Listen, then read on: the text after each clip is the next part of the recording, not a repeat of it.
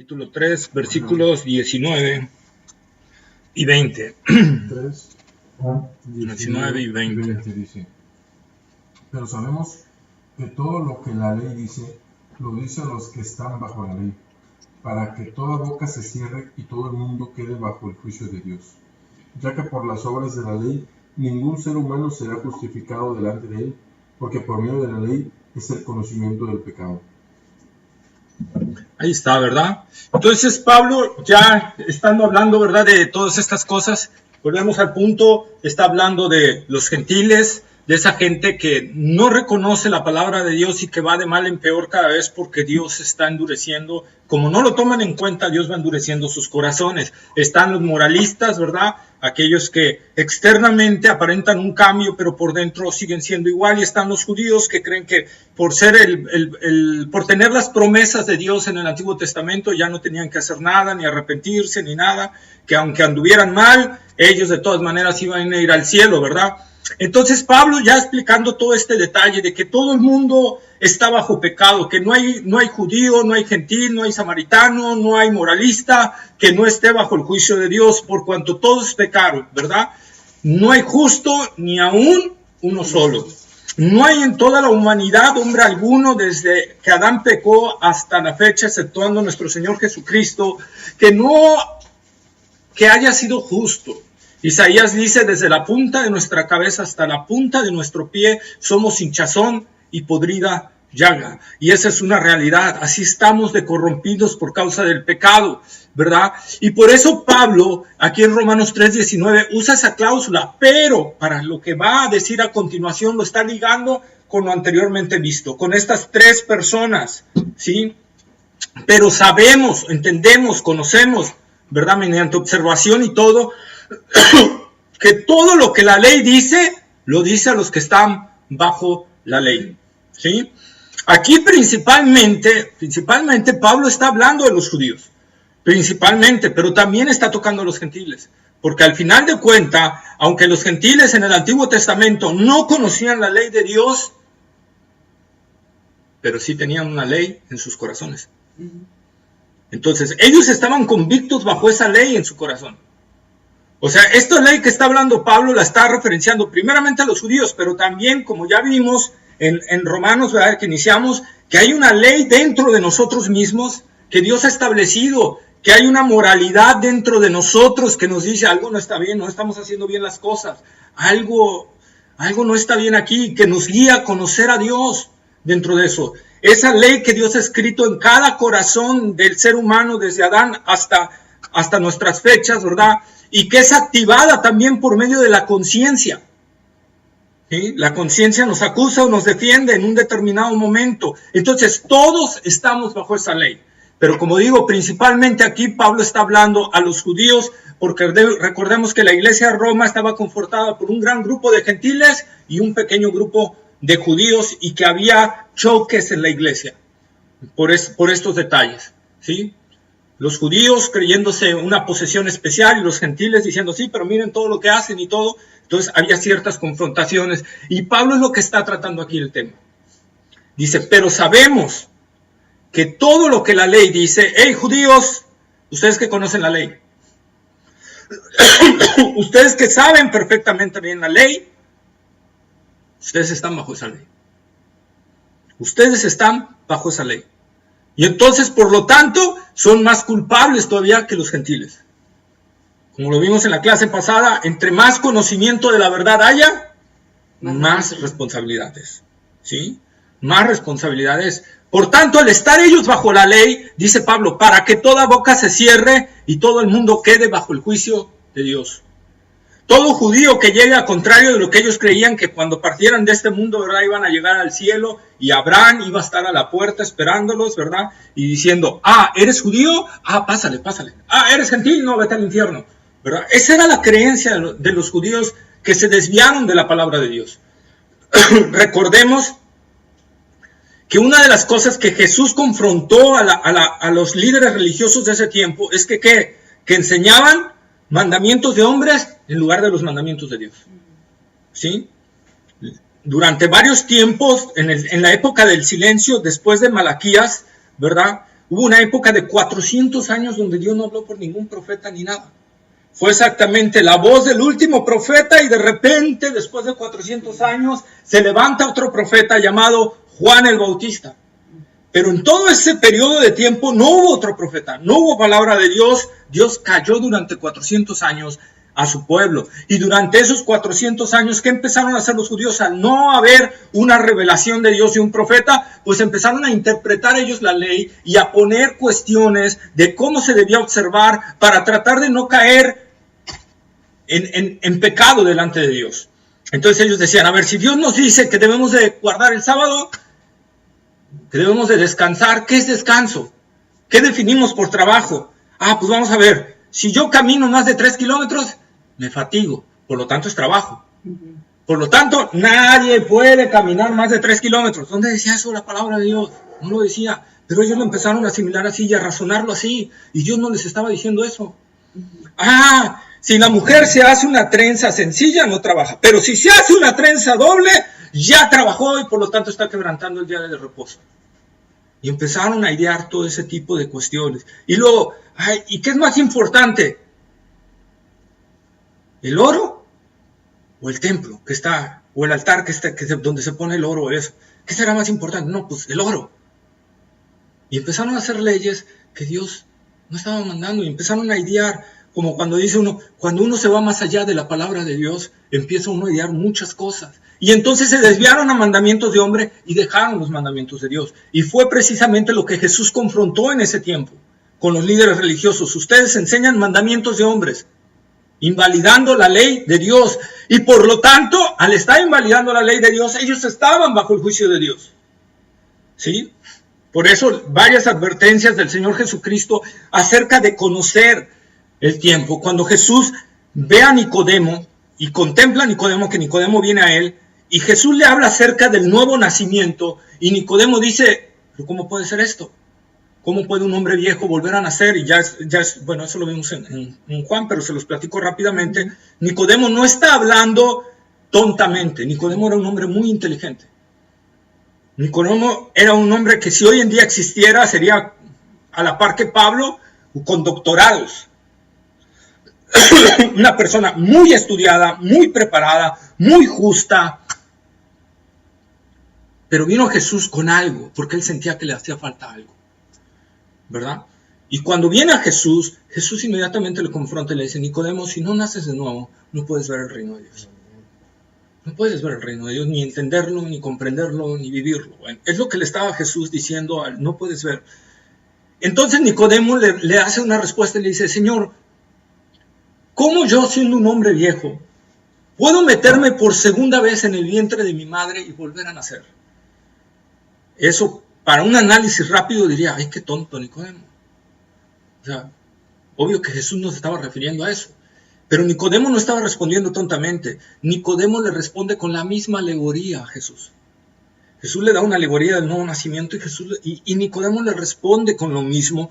Y lo que Nicodemo está queriendo decir es, Señor, ¿cómo si desde la niñez he vivido con esta estructura religiosa y me han metido todas estas enseñanzas y las he estudiado y las he memorizado y me las he grabado durante tantos años? ¿Cómo puedo romper eso? Es imposible. No me pidas que yo rompa toda esta estructura porque no lo puedo. Y por eso Jesús le responde, Nicodemo, es que lo que es nacido de la carne, carne es, pero lo que es nacido del Espíritu, Espíritu es. Y Jesús le está hablando con la misma tendencia. Y Nicodemo sigue respondiéndole en el mismo plan hasta que Jesús lo confronta y le dice, ¿cómo tú, siendo maestro, no entiendes estas cosas? Entonces lo confronta con una realidad. ¿Cómo tú, siendo un maestro de la palabra, no entiendes que desde el Antiguo Testamento estaba yo hablando del nuevo nacimiento? Cuando habló el profeta Ezequiel, que le dice, y les quitaré el corazón de piedra y les daré un corazón de carne, y escribiré dentro de ustedes mis leyes y mis corazones. ¿Cómo, Nicodemo, no puedes entender esto? ¿Por qué, si siendo un maestro?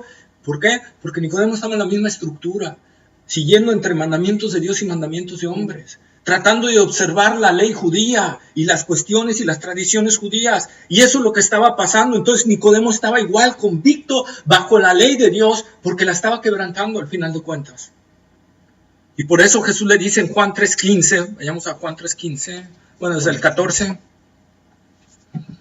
Juan 3:14.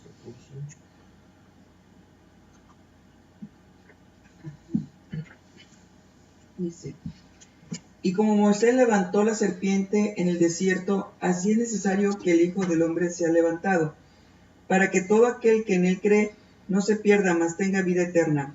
Porque de tal manera amó Dios al mundo que ha dado a su Hijo unigénito, para que todo aquel que en él cree no se pierda, mas tenga vida eterna. Ahí está, ¿verdad? Entonces Jesús le habla de ese detalle. Así como Moisés levantó la serpiente en el desierto, Nicodemo, así yo voy a ser levantado. Y mediante eso, tú vas a entender esta parte. Pero otra vez, para Nicodemo era difícil entender esto porque los judíos, el capítulo 53 de Isaías, el Mesías sufriente, no lo leen. ¿Por qué? Porque ellos quieren brincarse a un Mesías sufriente. Ellos dicen, no, nuestro Mesías es conquistador, nuestro Mesías es así, y no quieren ver lo que Dios está hablando en su palabra. Aunque aquí la palabra ley está involucrando más el Pentateuco, también está involucrando toda la Escritura. Y por lo tanto, si Dios está hablando acerca de algo y nosotros no queremos tomarlo en cuenta, estamos quebrantando la palabra de Dios.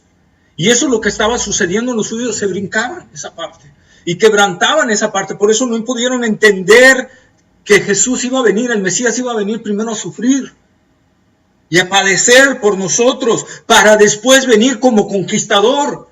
Pero ellos nada más veían las profecías del Mesías conquistador. ¿Por qué? Porque no querían todo de Dios, solo querían lo que les convenía.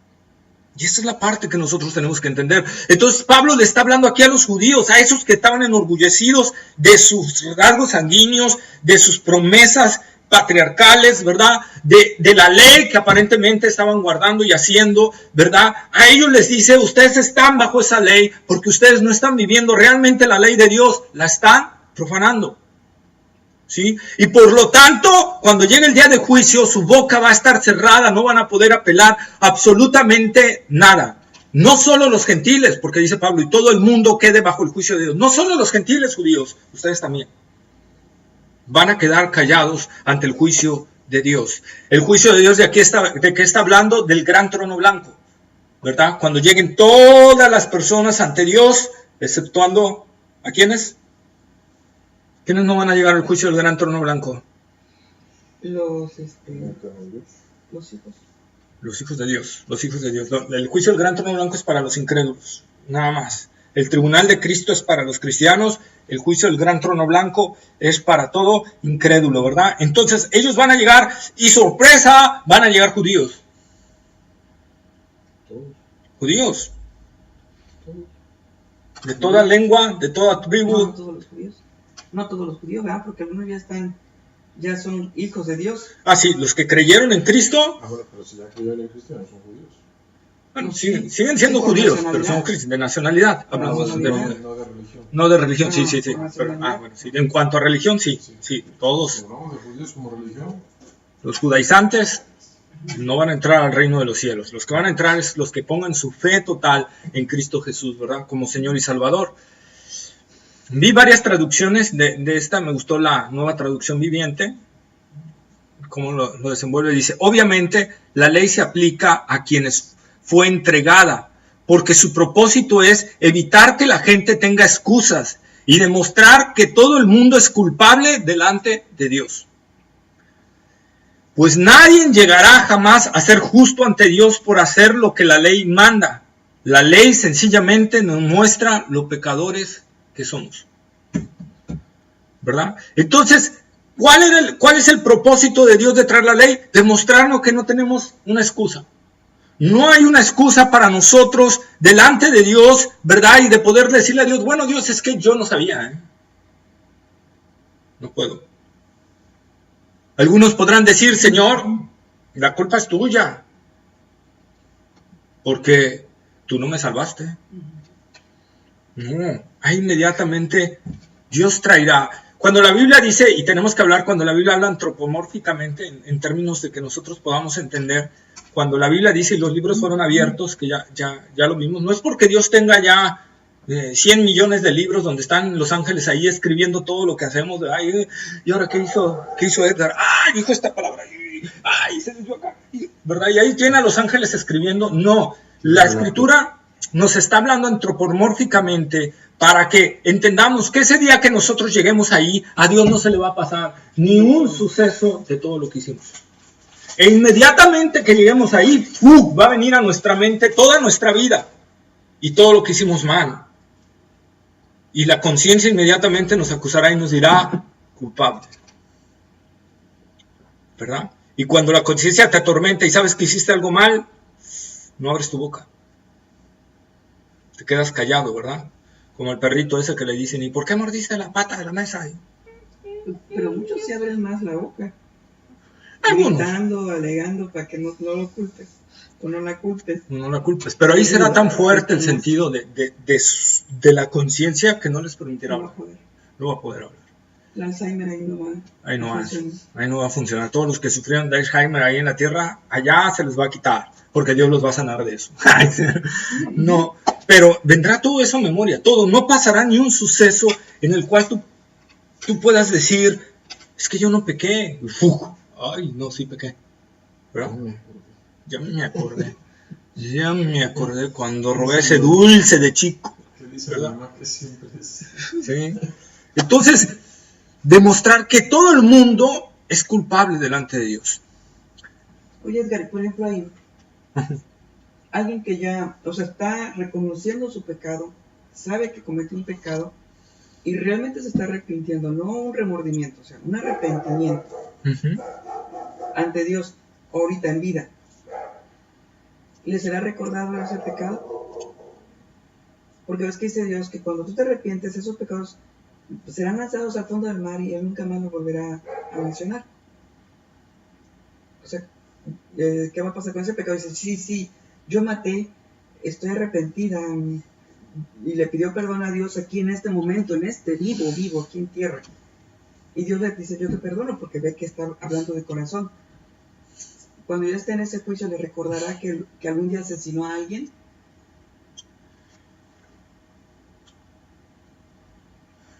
Todo perdón desde el Antiguo hasta el Nuevo Testamento no solo se basaba en el arrepentimiento, sino en el derramamiento de sangre. En el Antiguo Testamento, cuando alguien se arrepentía, tenía que ofrecer un sacrificio por su pecado. Ya sea una vaca, si tenía el dinero, o si tenía menos dinero un borrego, o si tenía menos dinero una paloma, ¿verdad? Pero tenía que ofrecer sangre a los sacerdotes, tenía que darle algo para que los sacerdotes lo mataran y lo ofrecieran delante del altar y la sangre se derramara ahí en el altar para que el perdón fuera efectivo. No solo era el arrepentimiento. En el Nuevo Testamento, para que Dios haga válido el borrar el pecado, tiene que ser un arrepentimiento, pero a la vez aceptando lo que Cristo hizo en la cruz. O sea, no solo es, bueno, perdóname, Señor, me arrepiento de haberlo hecho, pero no hay un sentido de lo que pasó en la cruz del Calvario, una conversión. Dios no lo toma en cuenta. O sea, el arrepentimiento no es lo que me salva. Lo que me salva es creer en Cristo Jesús. Pero tiene que haber un arrepentimiento, obviamente. Sí. O sea, van de la mano, no se pueden desligar. Así es, exactamente. Entonces, eso es lo que realmente pasa. Entonces, alguien que diga, me arrepiento, pero pues yo no creo en Cristo, pero Dios, perdóname si existes, pues Dios no lo va a perdonar. O sea, hay gente que dice así, bueno, no creo en Dios, pero si llega a existir, perdóname por lo que hice. Y Dios le va a decir, ay, sí, no. Pues, aunque no crees en mí, yo te voy a perdonar. No. ¿Para qué pides perdón a alguien que no existe? Que no existe. Que no reconoces. Sí. Y la palabra de Dios lo dice claramente, sin derramamiento de sangre no hay remisión de pecados. Entonces, esa es la parte. Si no hay un sustituto por mí, entonces no hay perdón. Porque la paga del pecado es muerte. Entonces, si no hay una muerte, si no hay muerte, entonces no hay perdón. Entonces yo tengo que ver eso. Yo como cristiano vivo, ¿por qué? Y voy a tener vida eterna, ¿por qué? Porque me arrepentí, le pedí perdón a Dios y decidí creer en Cristo, nada más así. No, porque hubo un sustituto que derramó su sangre por mí, Jesucristo. Por eso creo en Él y por eso deposito mi fe en Él, de que Él pagó el precio por mí. Esa es la cuestión. No nada más es decir, bueno, creo en Cristo y me arrepiento y ya. No, es creer realmente lo que hizo Él. Realmente lo que hizo Él y lo que Él es. Entonces, esa es la parte para yo recibir el perdón de los pecados. Si no, no hay perdón de pecado. ¿Sí? A ver, vamos a Juan capítulo 3, versículo 18. Juan 3, 18.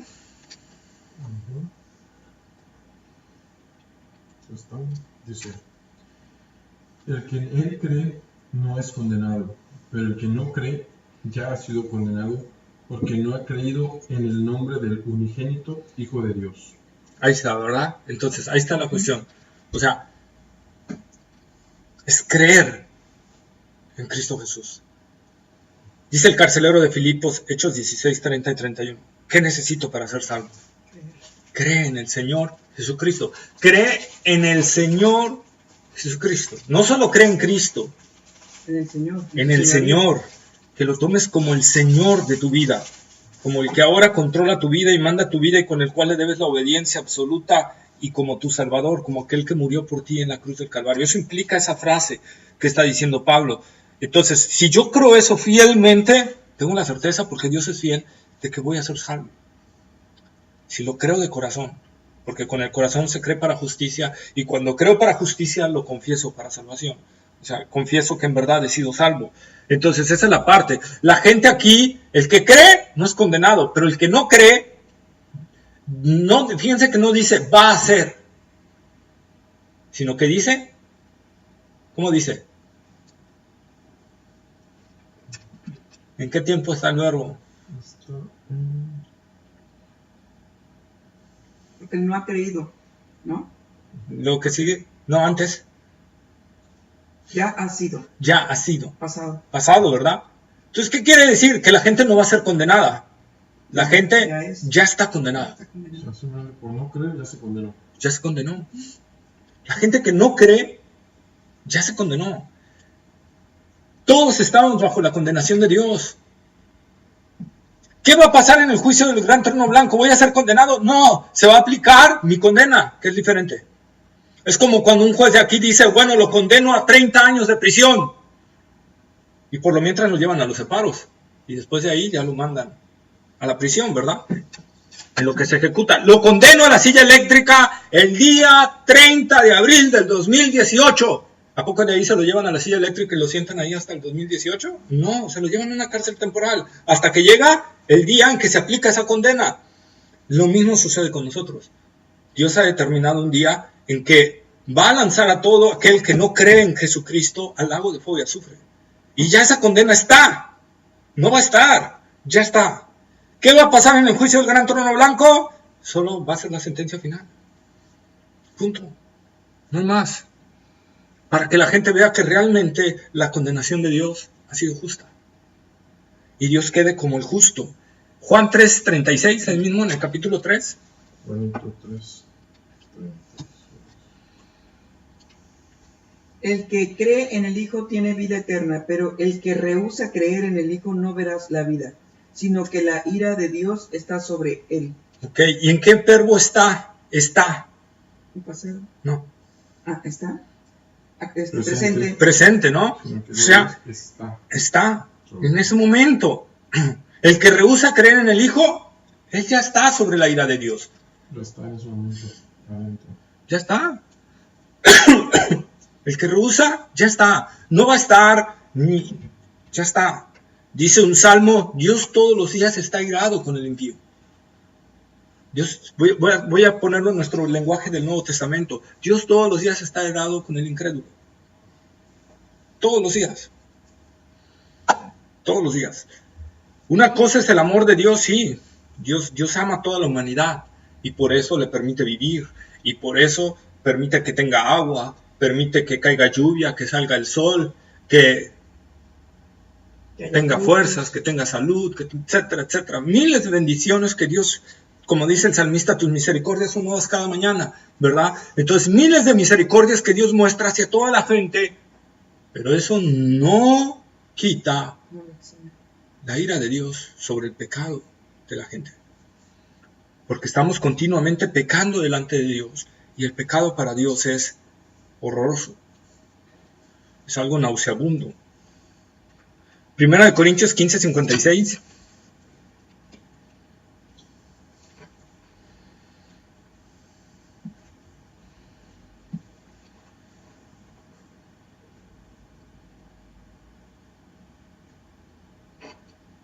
Dice, ya que el aguijón de la muerte es el pecado, y el poder del pecado, la ley. Ahí está, ¿verdad? ¿Ya que qué? El El aguijón, aguijón de la muerte. Es el pecado. ¿Y qué? el poder del Y el pecado. poder del pecado, La ley. La ley. Qué interesante, ¿no? ¿Por qué la ley es el poder del pecado si la ley es de Dios?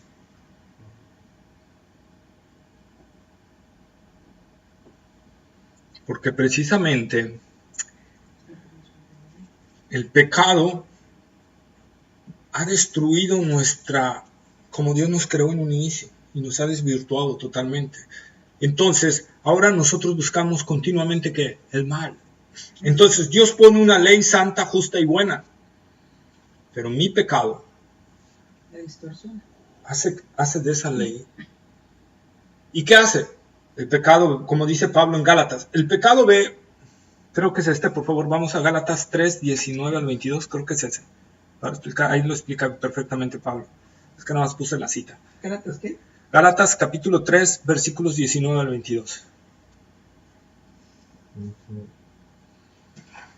19 al 22.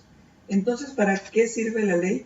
Fue añadida a causa de las transgresiones hasta que viniese la simiente a quien fue hecha la promesa, y fue ordenada por medio de los ángeles en mano de un mediador.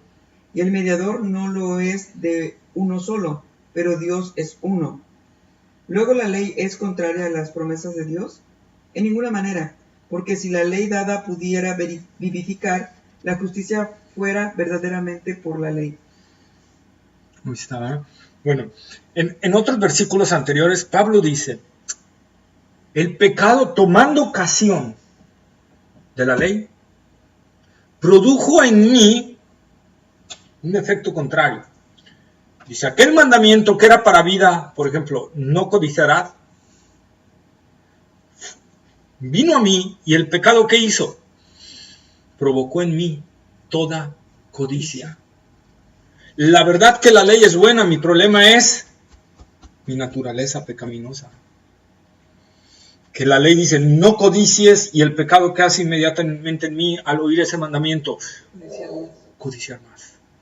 Por ahí dicen los psicólogos, no utilices los no, porque eso, ¿verdad? No pisar el pasto, y ahí va la gente y lo pisa. No tire basura, y ahí va la gente y la tira. Yo creo que tenemos que cambiar aquí en Veracruz los letreros y ponerle, tira basura aquí, ¿verdad? Para que la gente no tire basura. Pero si ponen, no tira basura, la gente tira basura. ¿Por qué?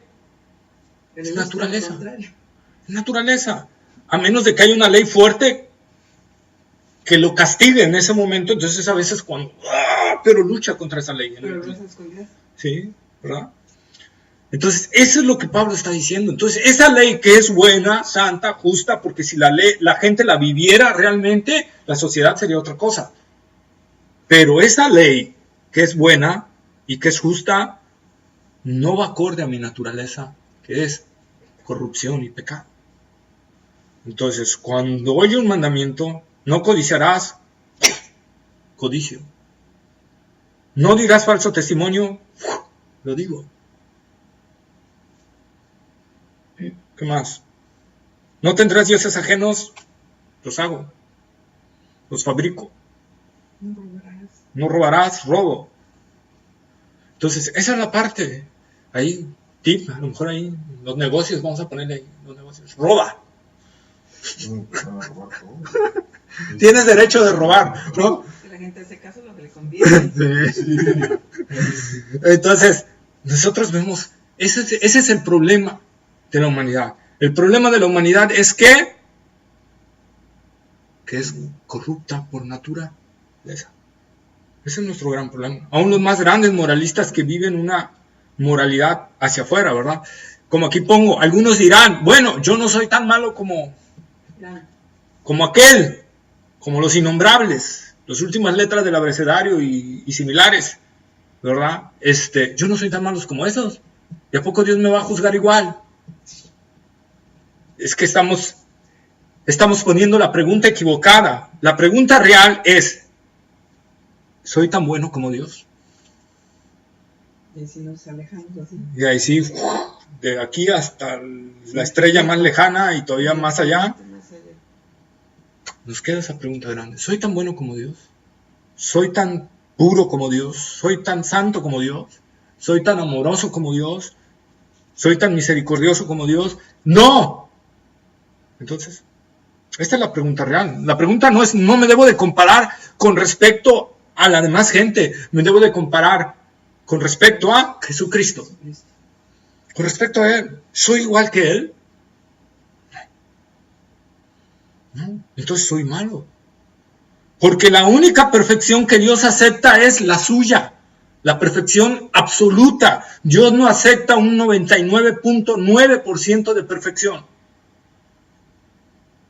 Con el 0.001 de imperfección somos desechados delante de Dios. Porque Dios es absoluta pureza y por lo tanto lo único que Dios admite es absoluta pureza. Entonces, ¿cómo un hombre pecador como yo puedo entrar en la presencia de Dios y llamarle a Dios Padre y poder orar ante Él y poder entrar en una comunión con Él si aún como cristiano de repente peco? No debiera de ser todos los días, pero de repente, ¿verdad? Si alguno hubiere pecado, dice Juan, o sea que sí, de repente podemos cometer algunos pecados. No es licencia para decir, bueno, cada 3 días voy a pecar. No, es que a veces nos venza la carne y hagamos un pecado. Pero, ¿cómo puedo entonces yo como cristiano, que a veces peco, llegar a la presencia de un Dios absolutamente santo? Revestirme de Jesucristo. Por ahí va. Bien, pero trasládalo al acto real. Yo puedo llegar ante la presencia de Dios y pedirle perdón. No solo es pedir perdón, que Dios me oiga, poder entrar a Él y decirle, perdóname. Como el sumo sacerdote en el lugar santísimo. Tenemos, por eso dice la Biblia, que el Antiguo Testamento era sombra de lo que iba a venir. Entonces yo entro como el sumo sacerdote en el lugar santísimo para ofrecer a Dios el sacrificio del perdón, la expiación. Pero ¿qué pasaba si el sumo sacerdote entraba con pecado? Finish, moría. Muchos sumos sacerdotes murieron, entraban al lugar santísimo mal, ¡paz! Dios los fulminaba totalmente, los mataba. Por eso les amarraban una cuerda en el pie y les ponían sonajitas, para que si ya no se oía ni una sonajita, entonces jalaban la cuerda y los sacaban. ¿Por qué? Porque nadie podía entrar más que el sumo sacerdote. Si un sacerdote entraba, moría. Entonces, solo el único capaz era el sumo sacerdote y tenía que primero arrepentirse, hacer sacrificio por su propio pecado, luego por el pecado del pueblo y entrar con esa sangre al lugar santísimo y derramarla en el arca de la expiación, ahí donde estaba la vara de Moisés, ¿verdad? Y los 10 mandamientos. Ahí había arriba una tapita de oro pulido y ahí era donde vertía la sangre el sumo sacerdote. Y eso significaba que Dios cubría nuestro pecado, de su ley y de lo que Dios había hecho con Moisés, ¿no? Por eso estaba sobre la ley de Dios ahí, la tapita de la preposición. Entonces, eso es lo que hacía. Entonces, ¿cómo yo puedo acercarme a Dios ante su ley santa si pequé? Bueno, un cristiano puede acercarse a Dios Padre. ¿Por qué? Porque le fue imputada la perfección de Cristo. Cuando él creyó realmente en Jesucristo y vino ese nuevo nacimiento, la justicia de Cristo, la perfección de Cristo, que es la perfección de Dios, nos es imputada. Entonces, cuando yo me acerco a Dios, por eso ibas bien, nada más que lo trasladas en tiempo futuro. Cuando yo me acerco a Dios, yo me acerco con la perfección de Cristo. Y Dios ve la perfección de Cristo en mí. Esa es la maravilla de lo que Dios ha hecho en nosotros.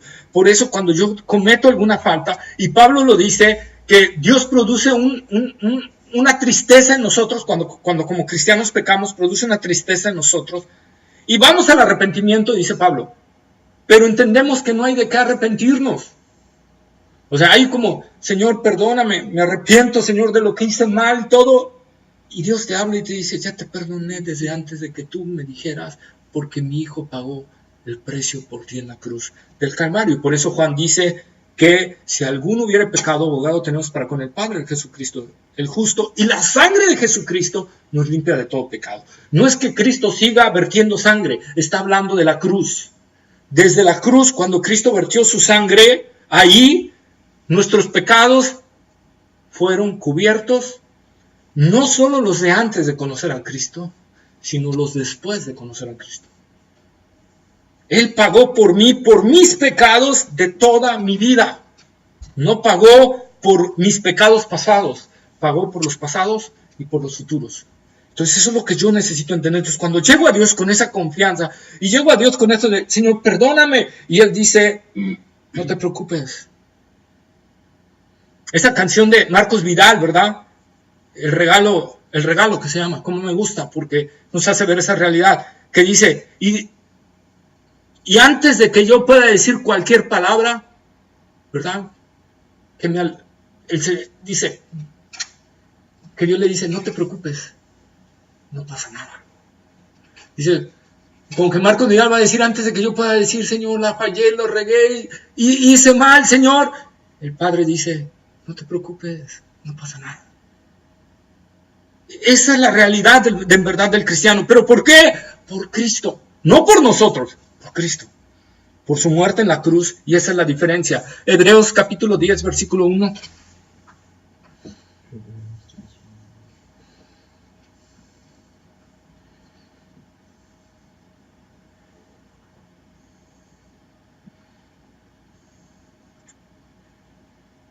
Dice, porque la ley, teniendo la sombra de los bienes venideros, no la imagina misma de las cosas, nunca puede, por los mismos sacrificios que se ofrecen continuamente cada año, hacer perfectos a los que se acercan. ¿Verdad? La ley no podía hacer perfectos a nadie. Esa era la diferencia. Eran actos externos y no había un acto interno que me cambiara. La ley no podía hacer ese cambio. Pero el sacrificio de Cristo en la cruz del Calvario, dice Hebreos más adelante, en ese mismo capítulo, dice, por una sola ofrenda hizo perfectos de una vez y para siempre a los santificados. Todo aquel que ha nacido de nuevo es perfecto delante de Dios de una vez y hasta que peque. No, de una vez y para siempre. Por eso Pablo, cuando habla de ponernos la armadura de Dios, dice, ponte el yelmo de la salvación. ¿Y por qué llamó el yelmo de la salvación? Porque el yelmo cubre esta parte de la cabeza. Y eso está hablando de ¿qué? De los pensamientos. Y ahí es donde el enemigo viene y ¡fu! Cuando tú pecas, viene y ¡faz! Te lanza el pensamiento y ¿eso crees, hijo de Dios? No, tú no estás bien. No, vuélvete atrás, no sirves para vivir el evangelio, no sirves para estar en la verdad de Cristo. Por eso Pablo dice, ponte el yelmo de la salvación. Si en verdad en ti hay un testimonio de que has nacido de nuevo, ponte ese yelmo porque vas a ser atacado por ahí las veces que tú cedas a la carne, por descuido, ¿verdad? No porque, bueno, ya soy salvo, entonces puedo pecar. No, eso no puede decirlo un cristiano. Cuando dice ponte el yelmo, entonces viene el enemigo en tus pensamientos, acusándote. ¿Puede el enemigo también usar a otra persona para acusarte? ¿Y sería el yelmo? ¿El yelmo funcionaría tapándote tus oídos? Claro. En el sentido, pero contestando sabiamente. Sí. O sea, no entrando a discusión con otros, sino acá en la mente es donde nosotros tenemos que trabajar, en el sentido de, sí. Decía Carlos Spurgeon, no te enojes por lo que la gente hable mal de ti. Créeme que no está llegando ni tantito a lo que realmente eres, ¿verdad? Entonces, cuando alguien hable de nosotros, pero es que tú eres esto, nosotros acá en nuestra mente, sí, yo soy así, pero Cristo pagó por mí. Y esa es la diferencia. O sea, yo no soy un ser. Es una verdad, ¿no? Nos está diciendo una verdad. Sí. Hicimos esto y no somos buenos ante Dios ni en la sociedad, pero uno tiene que defenderse interiormente, ¿no? Interiormente, acá en la mente, porque no contraatacar con nuestra boca, sino con la mente. Y decir, sí, o sea, es verdad lo que dices y te quedas corto. Soy más. ¿Sí? Pero Cristo ha entrado en mi vida. Y quizá a lo mejor también de repente contestarle así, tienes toda la razón, y ¿sabes qué? Te quedas corto. Soy mucho peor que eso. Pero ¿sabes qué? No es lo que yo haga, es lo que Él ya hizo por mí. Eso es lo que me interesa. Y eso es lo que quiero ofrecerte a ti, esa paz en el interior. Dice Pablo en Romanos, aunque nosotros seamos infieles, Él permanece fiel. ¿Sí? Esa es la parte. Digo, un verdadero cristiano lógicamente no va a decir, bueno, pues si ya tengo libertad para pecar, voy a pecar. No, porque ya, entonces eso nos hablaría de que no hay una conversión auténtica en su vida. ¿Sí? Entonces esa es la parte que nosotros tenemos que entender. ¿Qué tan malos estamos o qué tan malos somos con respecto a estos detalles? Vamos a Romanos capítulo 7, versículos 7 al 8.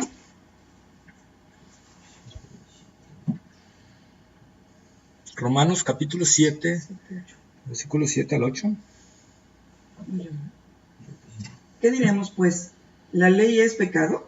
En ninguna manera, pero yo no conocí el pecado sino por la ley, porque tampoco conociera la codicia, si la ley no dijera, no codiciarás. Mas el pecado, tomando ocasión por el mandamiento, produjo en mí toda codicia, porque sin la ley del pecado está muerto. Ahí está, lo que hablábamos hace rato. Ahí está. Entonces, cuando yo entiendo que aquí viene algo interesante, y tenemos que asimilarlo muy bien. Pablo dice, a todos los que están bajo la ley. ¿Que acaso hay alguien que no esté bajo la ley? ¿Sí? ¿Sí hay alguien que no está bajo la ley? Jesús.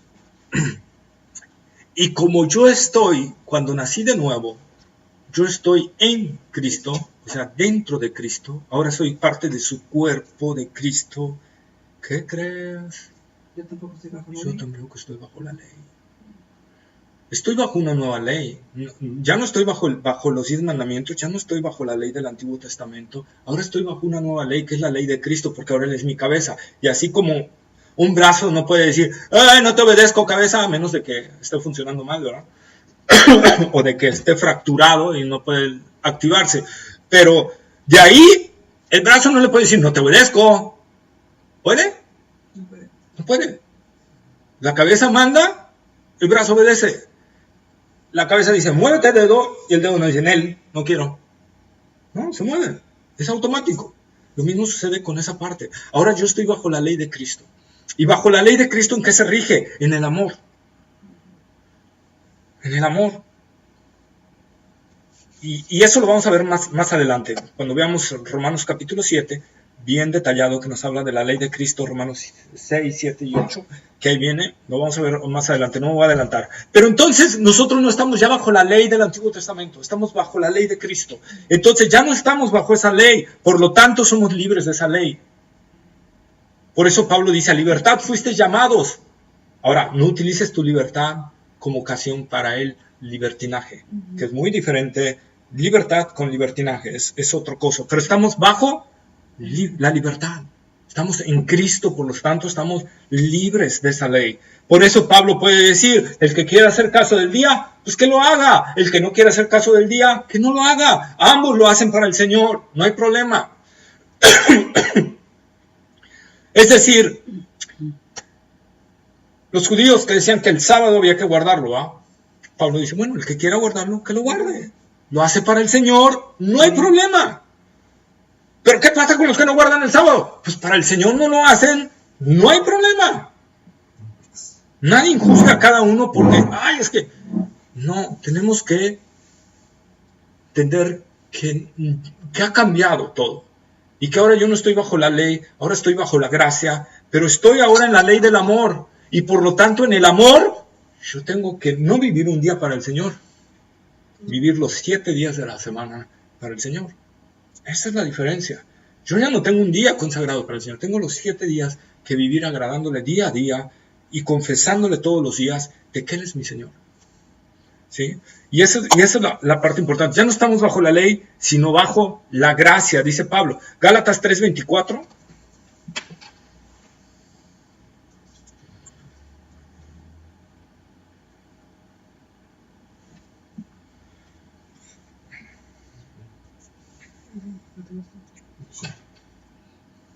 De manera que la ley ha sido nuestro ayo, para llevarnos a Cristo a fin de que fuésemos justificados por la fe. Ahí está, ¿verdad? Así que la ley ha sido nuestro ayo para llevarnos a Cristo. ¿Qué es un ayo?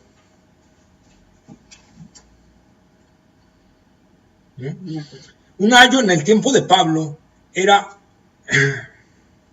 el encargado de cuidar a los niños y de educarlos hasta que llegaran a una edad madura y pudieran tomar ya decisiones por ellos mismos. Eso era un ayo en los tiempos de Pablo. ¿Como una nana? Como una nana, un cuidador que lo va educando y lo va enseñando. Ahorita tenemos escuelas y todo eso, pero en ese tiempo era diferente. Entonces era un ayo que lo llevaba. Dice, ¿hasta qué? Hasta que vino Cristo. Y era para llevarnos hacia Cristo. La ley, decía, nos iba llevando hacia ¿qué? Hacia Cristo, porque al reconocer que yo no puedo salvarme mediante la ley, que me es imposible salvarme mediante la ley, yo tengo que buscar un medio de salvación. Y entonces la ley me dice, Cristo. Él es. Entonces por eso me lleva hacia Él. John Stott en su comentario a los Romanos cita a un obispo, no hablo de obispo de iglesia católica, hablo de obispo de iglesia cristiana. Un obispo que se llama Howley Mowley dice, la prostituta, el mentiroso, el asesino están privados de ella, es decir, de la gloria de Dios, pero también lo estás tú. Tal vez ellos están en el fondo de una mina y tú en la crespa, de los Alpes, pero ambos están tan lejos de tocar las estrellas. Esa es la diferencia. Mucha gente dice, no, pues yo estoy hasta acá en los Alpes y aquellos están hasta allá abajo. Sí, pero te estás midiendo con los que están abajo. No te estás midiendo que tienes que tocar las estrellas. Y para ambos es imposible llegar hasta allá, ¿verdad? Hasta el que logre saltar más alto, cuando mucho saltará 2 metros y se acabó, pero 2 metros no le basta para llegar a la estrella más cercana. Entonces, ¿qué hace? Que tanto el que esté en moralidad aparentemente más alta con el que está en moralidad aparentemente más baja, para los dos es imposible llegar al estándar de Dios.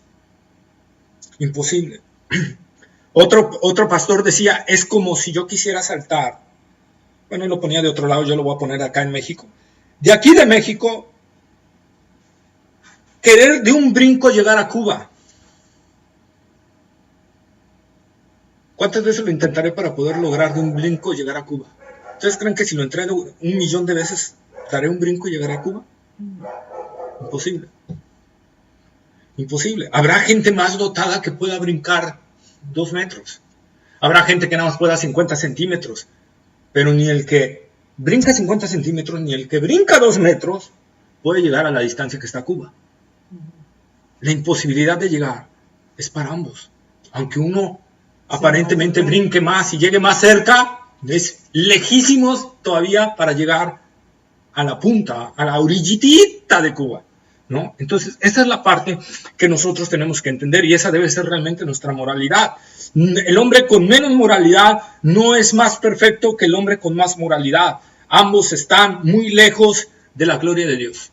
Ambos están muy lejos de la perfección de Dios. Y entonces, eso debemos entenderlo. Nosotros cuando le predicamos a alguien de Jesucristo, tenemos que predicarle teniendo en mente lo que éramos. ¿Sí? Porque a veces nos olvidamos de eso y queremos hablar como si ya fuéramos bien perfectos y que nunca hicimos nada y que siempre hemos sido bien buenos y que quizá hasta por eso Dios nos salvó, ¿verdad? Entonces, no debemos de predicar con eso, debemos de predicar. ¿Cómo era? ¿De dónde me sacó? Esa parte. ¿Sí? Arrepiéntete de tus pecados, mira, porque yo así me encontró Cristo. Y por eso puedo verte a ti. Y por eso puedo entender lo que estás pasando. Pero así me agarró Cristo. Y así pueden también encontrar contigo. Arrepiéntate y cree en Él. Para que también tengas vida eterna y puedas gozar de esta vida. Esa es la parte. Decía por ahí un pastor. De un moribundo, hablándole a otro moribundo. De uno que estaba perdido en el cáncer. y salió del cáncer a otro que está perdido en el cáncer. Entonces, tú puedes ver y sentir empatía con él y saber el dolor que está pasando y saber que le es imposible sanarse por sí mismo de la enfermedad, pero tú tienes el antídoto. Entonces le dices, mira, yo estaba igual de enfermo que tú, pero aquí está el antídoto. ¿Lo quieres? ¿Verdad? Esa es la parte, ¿no?, que nosotros tenemos que ver. Ya no me va a dar tiempo de ver los siguientes versículos porque los voy a dejar a la mitad, pero nosotros tenemos que comprender esa verdad, que Dios ha hecho en nosotros un cambio bastante grande en nuestras vidas como cristianos, que ya no estamos bajo la ley, sino que estamos ahora bajo la gracia, que estamos bajo una ley que es la ley de Cristo, que es la ley del amor, que es la ley del Sermón del Monte, que es, como digo, son estándares aparentemente más altos, pero para el que está en Cristo, por amor, los cumple. Esa es la diferencia. ¿Sí? Por amor. Por eso Pablo decía, si doy todos mis bienes a los pobres y no tengo amor, no me sirve de nada. Si yo mismo hasta me quemo, me dejo que me quemen por la obra del Señor, ¿verdad? Voy y sea un lugar que no han predicado en el Evangelio y que hay sentencia de muerte, y voy y predico y me agarran y me queman. Pero si lo hago sin amor, no sirve de nada. No sirve de nada. Porque ahora está esa ley, la ley del amor. ¿Sí? Por eso tenemos una libertad bien grande en Cristo, pero Pablo decía, pero tienes que entender la ley del amor. Tú tienes libertad para comer muchas cosas, pero si a tu hermano le es tropiezo, ya no estás bajo la ley del amor. ¿Sí? Como los cristianos en ese tiempo, ¿verdad? Estaban divididos en gentiles y judíos. Los judíos, ¿qué pasaba? No podían comer carne de cerdo. Era su cultura, era su entendimiento, su forma de ver las cosas. Los gentiles podían comer carne de cerdo. Y entonces, yo a lo mejor como gentil veo a un judío que está ahí y yo empiezo a comer carne de cerdo y él dice, ¿cómo estás comiendo carne de cerdo? Eso es mal ante Dios. Y yo puedo responderle, ¿qué? Yo tengo esa libertad en Cristo. Tú, si a ti te hace mal, tú ahí... Muy tu problema, ¿no? Pero ya no estoy, dice Pablo, bajo la ley del amor. Entonces por eso Pablo dice, si comer carne le es tropiezo a mi hermano, no voy a comer carne. No porque no pueda y sea pecado, sino porque eso le va a estorbar a él. Entonces por amor, no por ley, sino por amor, yo tengo que agarrar y decir, sí hermano, discúlpame. Eso, no. Tráigame unas lechuguitas. Qué lindo. ¿Verdad? Entonces tráigame unas lechuguitas y una ensaladita, gracias. Y así, pero por amor. Porque debo de ver que para él puede ser tropiezo. Es como el alcohólico, ¿no? Exacto. Que sabes que batalla con el alcohol, que a él le va a hacer mucho daño, aunque a ti no. Una copa, nada más, y no vas a pasar de ahí, pero si a él, viendo que estás tomando, lo vas a incitar a que tome. Ya. Y él sí se va a perder. Y él sí se va a perder. Entonces ya, y es lo que dice Pablo, y aguas si sucede eso. Porque entonces ahí sí Cristo te va a llamar la atención. Si por tu culpa mi hermano cae, entonces ahí sí Cristo dice, no estás bajo la ley del amor. Estás tronando, por tus privilegios estás tronando al otro. Entonces eso es lo que yo debo de entender. En eso me rige la ley del amor. Si algo le es tropiezo a mi hermano, aunque me guste mucho y sé que lo puedo hacer, yo tengo que hacer una. Hasta Pablo habla, por ejemplo, dice Pablo de lo sacrificado a los ídolos. Yo puedo agarrar sin preguntar nada, ¿verdad? Y comer, orar, como, sé que por la oración es santificado, pero si eso le es tropiezo a otro que me está viendo, entonces ya no estoy bajo la ley del amor.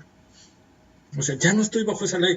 Decía por ahí un pastor, y es cierto, dice, que donde tenía mucha hambre, un misionero en una sierra, y tenía mucha hambre, no tenían que comer, y oró a Dios, y de repente oyó ruidos en la puerta, y abrió la puerta, y le habían hecho brujería, le habían matado una gallina negra, ahí. Y él, ¿qué hizo? Gracias, Señor, por tu provisión. ¡Pum! Agarró la gallina, la peló, y se la comieron, ¿no? Pero ¿qué hubiera pasado si hubiera habido otro hermanito ahí débil en su fe? ¿Cómo? ¿Te vas a comer eso que ¿Te vas a comer eso que fue sacrificado a Satanás? Entonces yo en ese momento, mi hermano es de débil conciencia. Entonces, sí, hermano, no te preocupes. Yo nada más la agarré para tirarla a la basura. ¿Me entiendes? Porque ¿cómo se va a quedar ahí? ¿Verdad? Entonces la boto a la basura y ya. Porque estoy en la ley del amor. Por amor a él, no lo puedo hacer. ¿Sí? Eso es lo que nos debe de regir. No porque no pueda, sino porque la ley del amor no me lo permite. ¿Amén? ¿Alguna duda? ¿Pregunta? ¿Todo bien claro? Bueno, vamos a orar. Bendito Dios y Padre nuestro, Señor. Gracias, Señor, por tu bendita palabra, Señor. Gracias, Padre, porque, Señor, sabemos que tú nos has librado, Señor, de la ley. Que en Cristo Jesús somos nuevas criaturas, que hemos nacido de nuevo, y que no somos perfectos por nuestras justicias o nuestras obras o nuestras acciones, sino por lo que Cristo hizo por nosotros en la cruz del Calvario. Porque su justicia, su perfección nos fue imputada a nosotros, como a Él le fue imputado nuestro pecado, Señor. Él fue hecho maldición por nosotros, para que nosotros fuéramos hechos bendición para ti, Señor. Padre, ayúdanos a entender este concepto tan grande, Señor, para nosotros. Porque el enemigo es tan astuto que ataca mucho por ahí, Señor, en nuestras mentes, haciéndonos entender que fallamos a veces mucho, y de que no somos dignos del reino de Dios, y que debiéramos de apartarnos de Él, y que debiéramos de separarnos y irnos al mundo porque no servimos en la obra de Dios, y eso no debe de estar en nosotros, Señor. Ayúdanos, Padre, a entender esta parte del Evangelio, que hemos sido hechos perfectos por Cristo Jesús, por ese sacrificio que Él hizo en la cruz, que a ti te agradó, que a ti satisfizo, Señor, que a ti, Señor, le cumplió toda justicia, y no hay nada más que agregarle, que cuando Él dijo en la cruz, consumado es, eso precisamente significaba, ya no hay nada más que hacer, ya todo fue hecho. Gracias, Padre, porque ese es el Evangelio. El Evangelio es poder de Dios para salvación. El Evangelio es justicia de Dios para nosotros en Cristo Jesús, por la fe en Él, Señor. Por la fe en Él, no por la fe en nosotros, no por la fe en nuestras justicias que son nada, Señor, sino por la fe en Jesucristo como Señor y Salvador de nuestra vida, poniendo ahora toda nuestra esperanza en Él y no en nosotros mismos, mirándolo a Él, que Él es el varón perfecto, que Él es la obra perfecta de la cruz, Señor, que Él, Señor, derramó su sangre y ha pagado por todo pecado, presente, pasado y futuro de nosotros, Señor, y que no hay condenación para los que están en Cristo Jesús, ninguna condenación hay para los que están en Cristo Jesús, no hay absolutamente ninguna, Señor, que lo que tú has hecho en nosotros ha sido maravilloso, Señor, que has puesto ahora tu Espíritu en nosotros, que nos anhela y que hace en nosotros producir un anhelo de vivir en santidad, Señor, de anhelar la santidad, de caminar en santidad, de buscar esa santidad, y cuando tropezamos en nuestro caminar diario, Señor, y nos sentimos culpables, podemos voltear a ver a la cruz y decir, Él pagó por mí, Él pagó por mí. Él fue herido por mis rebeliones, molido por mis pecados. El castigo de mi paz fue sobre Él, y por su llaga fui curado. Por cada escupitada que le dieron, por cada golpe que le propinaron, por cada latigazo y varazo que sufrió sobre su espalda, por cada clavo clavado en cada mano y en los pies, por esa corona de espinas hincada en sus sienes y en su frente, Señor, derramando sangre abundante por cada uno.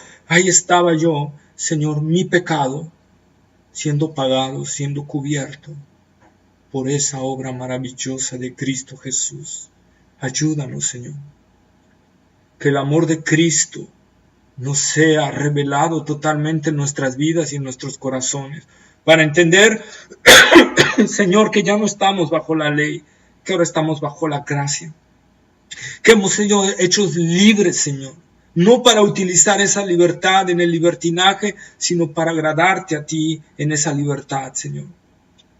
Gracias, Padre, por tu palabra. Gracias, Señor, por hablarnos de esta manera, por hacernos entender, Señor, que Ya no hay más que hacer, solo confiar y creer y caminar en esa verdad. Señor, permítenos llevar este mensaje a todo aquel que estaba en nuestra condición anterior, Señor, que estaba bajo tu condenación, así estábamos nosotros, que están bajo tu ira como nosotros estábamos, Señor, que están bajo la maldición de la ley, Señor, y bajo la maldición del pecado y de la muerte y de Satanás, Señor. Poderles hablar y decirles que tienen una opción, la única opción, que es Cristo Jesús.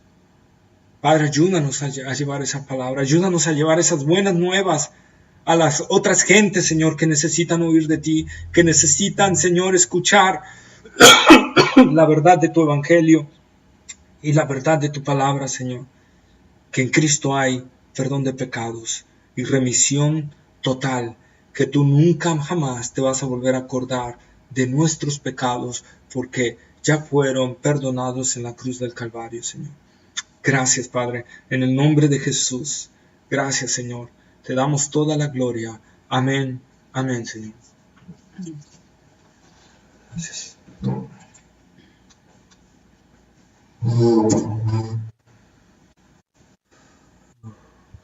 Voy a cerrar aquí.